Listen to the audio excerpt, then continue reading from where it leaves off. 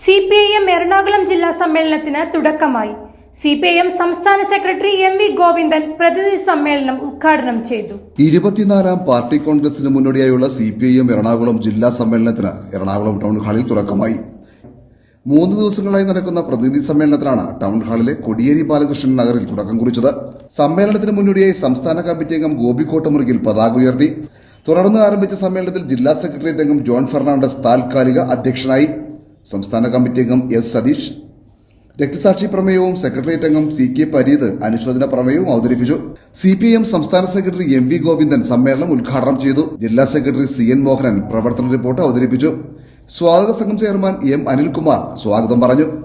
Polit bureau അംഗം A Vijayaraghavan, കേന്ദ്ര committee അംഗങ്ങളായ തോമസ് ഐസക്, PK ശ്രീമതി, എളമരം കരീം, P രാജീവ്, സംസ്ഥാന സെക്രട്ടേറിയറ്റ് അംഗങ്ങളായ TP Ramakrishnan, Anavoor Nagappan, PK Biju, M Swaraj തുടങ്ങിയവർ സമ്മേളനത്തിൽ പങ്കെടുക്കുന്നു.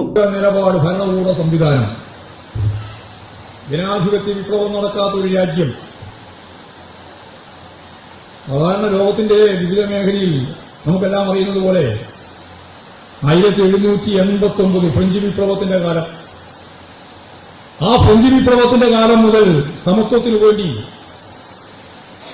സ്ത്രീ പുരുഷ തുല്യതയ്ക്ക് വേണ്ടി, ജനാധിപത്യ അവകാശങ്ങൾക്ക് വേണ്ടി, മതനിരപേക്ഷ ഉള്ളടക്കത്തോടുകൂടി സമൂഹത്തെ കാണാൻ അന്നേ വെച്ച മുദ്രാവാക്യം 1789 ഫ്രഞ്ച് വിപ്ലവത്തിന്റെ മുമ്പിൽ ഉയർത്തിയ മുദ്രാവാക്യം, അതിന്റെ സ്ഥിതിയിലേക്ക് പോലും നമുക്ക് കടക്കാൻ സാധിക്കുന്നില്ല.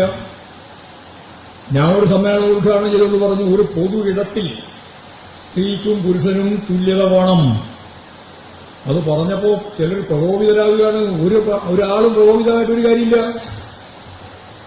ഇപ്പോഴത്തെ മുദ്രാവാക്യല്ല, കമ്മ്യൂണിസ്റ്റ് മുദ്രാവാക്യല്ല, ജനാധിപത്യ വിപ്ലവത്തിന്റെ ഭാഗമായിട്ട് ഞാൻ നേരത്തെ ചൂണ്ടിക്കാണിച്ച ഫ്രഞ്ച് വിപ്ലവം മുതൽ ഉന്നയിച്ച മുദ്രാവാക്യമാണ്. ആ മുദ്രാവാക്യം സമ്മതിച്ചു കൊടുക്കാൻ ഇപ്പോഴും തയ്യാറാവാത്ത ആളുകൾ അവരെന്താണ് വിളിക്കേണ്ടതെന്ന് ഞാനിപ്പോൾ പറയുന്നില്ല. ഞാൻ ആരെയും ഉദ്ദേശിക്കുന്നില്ല, ഒരു വ്യക്തിയെയും ഒരു സമുദായത്തെയും ഉദ്ദേശിക്കുന്നില്ല, സമൂഹത്തെയാണ് ഞാൻ ഉദ്ദേശിക്കുന്നത്.